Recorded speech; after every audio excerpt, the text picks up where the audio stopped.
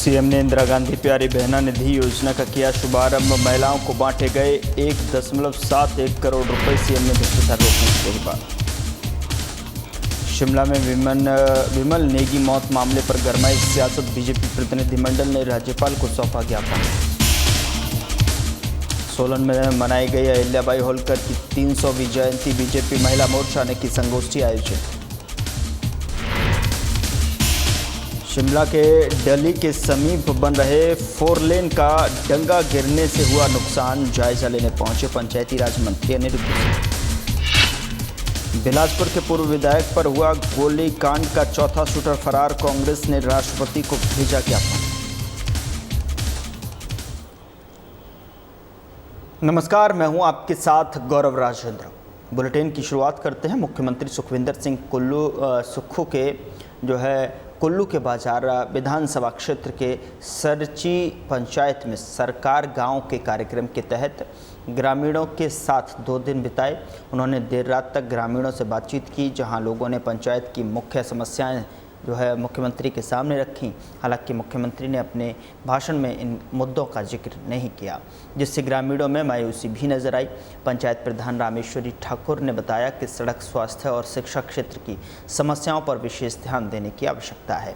गांव में प्राथमिक स्वास्थ्य केंद्र 4 सालों से डॉक्टरहीन है, जिससे मरीजों को दूर गुशैनी और कुल्लू के जाना पड़ता है और स्कूलों में स्टाफ की कमी भी गंभीर समस्या है।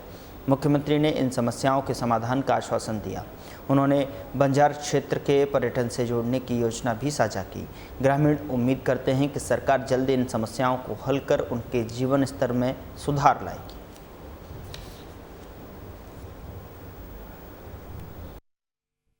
मेरा नाम रामेश्वरी ठाकुर हूँ और मैं प्रधान ग्राम पंचायत सरची से हूँ।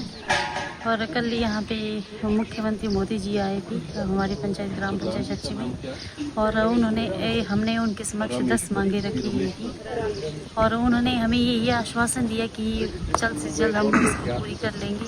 पर ज़्यादा लोग इस तरह से ऐसी बातें आपस में हो रही है कि मुख्यमंत्री जी ने थोड़ा मंच से घोषणा नहीं की और ऐसे उन्होंने तो बैठ के बातचीत की कि इस रोड के बारे में। तो फर्स्ट प्राथमिकता के आधार पर हमने ये मांग रोड की थी। उन्हें रोड को ये ऐसा हमने मुख्यमंत्री मोदी जी से ये बात की थी कि हमारा रोड बिल्कुल सही होना चाहिए। मुख्यमंत्री ठाकुर सुखविंदर सिंह सुक्खू ने कुल्लू जिले के देहुरी में इंदिरा गांधी प्यारी बहना सुख सम्मान निधि योजना का शुभारंभ करते हुए बंजार विकास खंड की 18 से 59 वर्ष आयु वर्ग की 2238 पात्र महिलाओं के खातों में अप्रैल से जून 2025 तक की 1.71 करोड़ रुपए की राशि ट्रांसफ़र की। उन्होंने बताया कि सरकार चरणबद्ध ढंग से पात्र महिलाओं को हर महीने 1500 रुपये की सहायता राशि प्रदान कर रही है।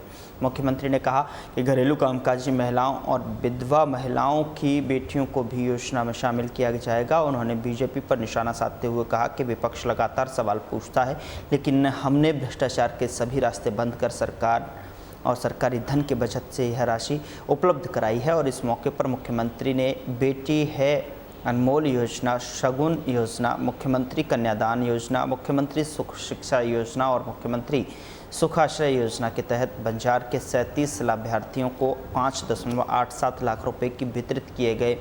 मुख्यमंत्री ने लोगों से सरकार की जन कल्याणकारी योजनाओं का लाभ उठाने का आग्रह किया और ताकि उनके जीवन में सकारात्मक बदलाव आ सके।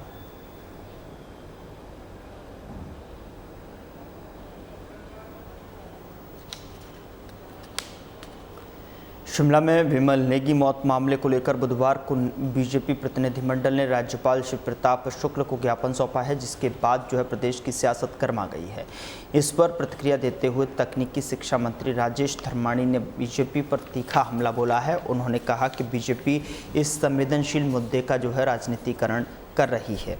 साथ ही आपको बता दें कि सत्ता से बाहर होने की छटपटाहट से सरकार को अस्थिर करने की कोशिश कर रही है। धर्माणी ने कहा कि राज्यसभा चुनाव के समय भी बीजेपी ने ऐसा ही प्रयास किया था, लेकिन प्रदेश की जागरूक जनता ने सरकार को फिर से मौका दिया।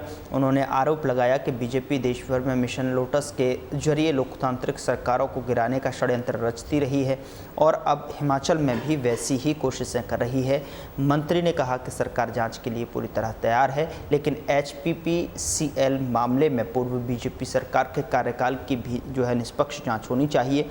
बिलासपुर इंजीनियरिंग कॉलेज की छात्रा से छेड़छाड़ मामले में उन्होंने बताया कि आरोपी प्रिंसिपल को सस्पेंड कर डायरेक्टरेट अटैच किया गया है और उन्होंने आश्वस्त किया है कि ऐसे मामलों में कड़ी कार्रवाई सुनिश्चित की जाएगी।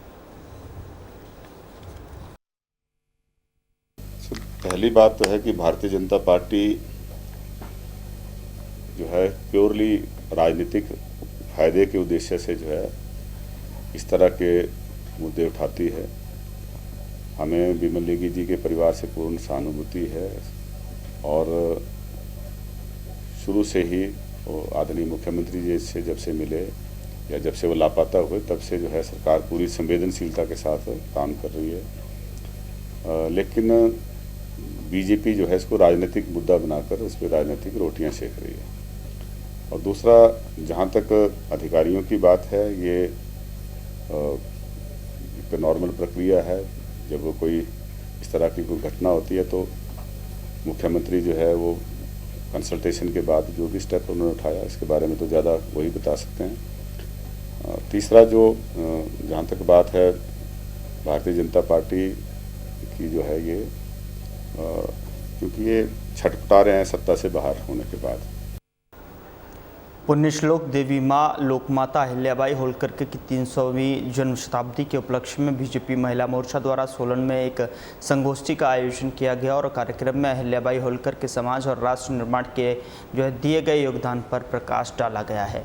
संगोष्ठी में बीजेपी प्रदेश अध्यक्ष डॉक्टर राजीव बिंदल और सह प्रभारी संजय टंडन विशेष रूप से मौजूद रहे और हमारे संवाददाता से बात करते हुए बीजेपी महिला मोर्चा प्रदेश अध्यक्ष वंदना योगी ने कहा कि बीजेपी वीरांगनाओं और समाज सेवियों को सम्मान में ऐसे कार्यक्रम आयोजित कर उन्हें सच्ची श्रद्धांजलि देती है। उन्होंने बताया कि महिला मोर्चा अहिल्याबाई के बताए मार्गों पर चलकर समाज में जागरूकता फैला रहा है।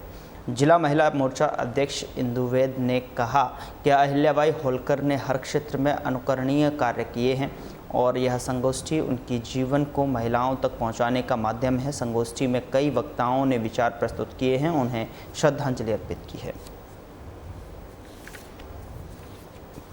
हमारा ये जो कार्यक्रम है ये हमारे पुण्यश्लोक अहिल्याबाई होलकर जी की 300वीं जन्म जयंती हम लोग मना रहे हैं और इन 300वीं जन्म जयंती के अवसर पर हमने यहाँ पर जिला का एक कार्यक्रम किया जिसमें हमने संगोष्ठी का आयोजन किया। हमारी पुण्यश्लोक अहिल्याबाई जी एक ऐसी व्यक्तित्व हुई है जिन्होंने समाज के हर क्षेत्र में कार्य किया है। पुण्यश्लोक की उपाधि ही एक ऐसी उपाधि है जो उस व्यक्ति को मिलती है जिसने हमारे 18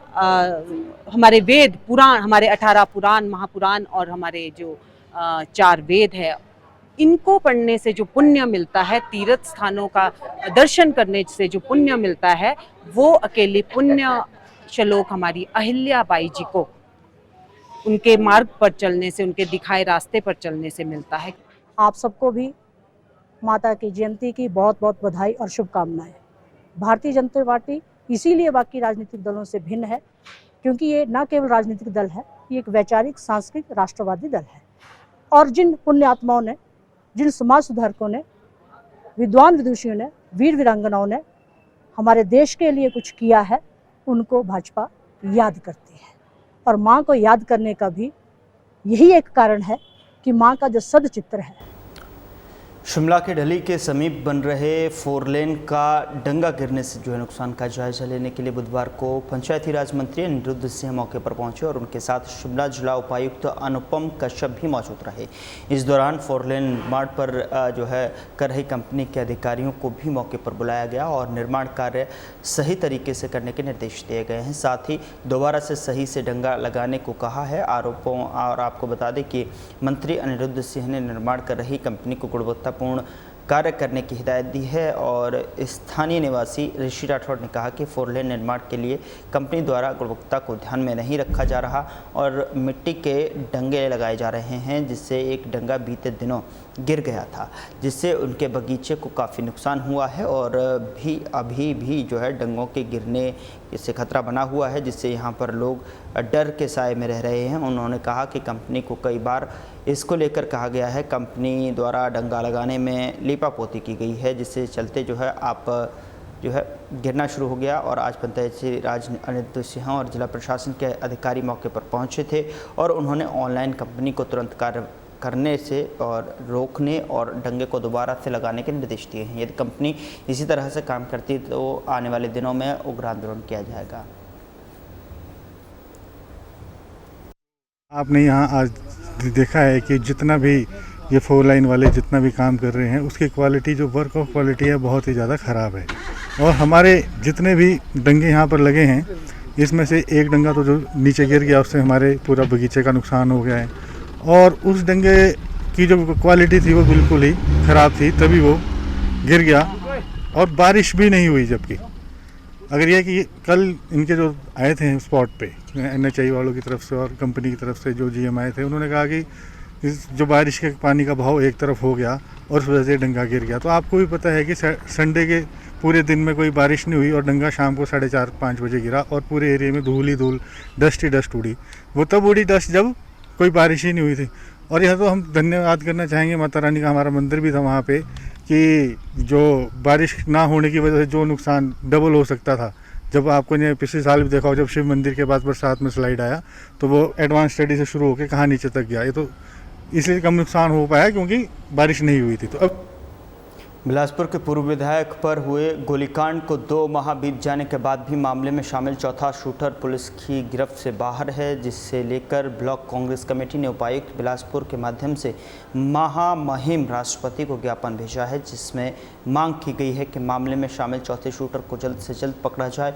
साथ ही अपराधियों और साजिशकर्ताओं, नेताओं सहित जो पुलिस अफसरों के खिलाफ कड़ी कार्रवाई अमल में लाई जाए। वहीं पूर्व विधायक बंबर ठाकुर ने सीधे तौर पर आरोप लगाया कि DGP के संरक्षण में चौथा शूटर भी अभी तक नहीं पकड़ा गया है और इसके साथ ही उन्होंने बिलासपुर सदर के BJP विधायक को भी घेरा है। उन्होंने कहा कि वह लगातार चिट्टा के खिलाफ आवाज़ उठाते आए हैं, जिसके चलते उन पर जानलेवा हमला करवाया गया। जिस तरह से पुलिस अफसरों की आपसी लड़ाई से स्पष्ट हुआ है कि DGP के कार्यालय में चिट्टा तस्कर संरक्षक बैठे हैं तो तस्करों को खुली छूट देकर अपराध करवा रहे हैं, जिस पर कड़ी कार्रवाई होनी चाहिए। उन्होंने मांग की कि BJP विधायक त्रिलोक जम्वाल और DGP की कॉल डिटेल खंगाली जाए, जिससे कि दूध का दूध पानी का पानी हो जाएगा।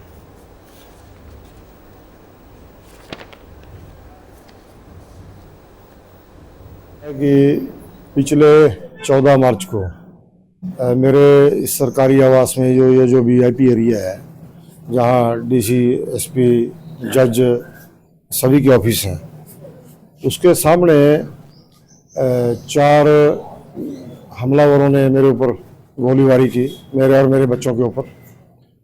और 2 महीने बीत गए हैं, अभी तक भी जो है वो चौथा शूटर जो है गिरफ्तार नहीं हुआ है। तो अभी जो पुलिस की लड़ाई आपस में चल रही है, उस लड़ाई में एक बात सामने आई है कि जो चिट्टा तस्कर हैं वो DGP के दफ्तर में वहाँ के कुछ ऑफिसर हैं जो उनके संरक्षक हैं। तो ये जो लड़ाई है, ये मैं लगातार पिछले 12 सालों से चिट्टे के खिलाफ आवाज़ उठा रहा हूँ, चिट्टा तस्करों के खिलाफ आवाज़ उठा रहा हूँ। चिट्टा तस्करों के पक्ष में त्रिलोक जम्वाल ने, भाजपा के लोगों ने यहाँ पे रैली की। देवभूमि संघर्ष समिति ने शिमला नगर निगम आयुक्त से 5 अक्टूबर 2024 के आदेश को लागू करने की मांग की है और इस आदेश में संजौली मस्जिद के दूसरे, तीसरे और चौथे फ्लोर हटाने के निर्देश दिए थे, लेकिन अभी तक दूसरा फ्लोर और तीसरे फ्लोर के कॉलम नहीं हटाए गए हैं। समिति के एडवोकेट जगतपाल ने बताया कि अतिरिक्त जिला न्यायाधीश 1 की अदालत ने 30 नवंबर 2024 को नगर निगम आयुक्त के फैसले की सही ठहराया था और जिसे लेकर अब कोई विवाद नहीं है। नगर निगम के JE ने 2 स्टेटस रिपोर्ट में कहा कि संजौली मस्जिद कमेटी और वक्फ बोर्ड आदेश का पालन नहीं कर रहे, इसीलिए नगर निगम को आदेश लागू करने के लिए अधिकृत किया जाए। जगतपाल ने कहा कि नगर निगम मस्जिद पर इतनी मेहरबान क्यों हैं जबकि पास में दूसरी मस्जिद है, लेकिन वक्फ बोर्ड इसकी बात नहीं करता। उन्होंने वक्फ बोर्ड के खिलाफ आरोप लगाते हुए कहा कि इसमें प्रूफ और साक्ष्य उनके खिलाफ है। आज जो ये मैटर हमारे डीजे 2 यशविंदर सिंह जी की कोर्ट में लगा था, और पहले तो ये अपील सिर्फ एचपी बकर बोर्ड ने दायर कर रखी थी, जो कि कमिश्नर साहब के फाइनल वर्डिक्ट 3 मई 2025 के अगेंस्ट थी। लेकिन 27 मई को रेजिडेंट सिंगरौली मस्जिद कमेटी की तरफ से भी इसमें अपील दायर कर दी गई है, और वो भी आज लिस्टेड थी। तो दोनों ही पार्टियों ने फाइनल ऑर्डर की अपील जो है कोर्ट में कर रखी है, जो आज दोनों सुनवाई के लिए लगी थी। और आज के ऑर्डर में जो वो स्टे मांग रहे थे सेक्शन 253 सब क्लॉज 3 के तहत, वो कोर्ट ने उनको स्टे ग्रांट किया है 5 जुलाई तक के लिए। और मैं आपको एक बात क्लियर कर देता हूं कि जो अपील है एचपी बकर बोर्ड की और सिंगरौली मस्जिद कमेटी की, वो सिर्फ और सिर्फ 3 मई। फिलहाल बुलेटिन में इतना ही। नमस्कार।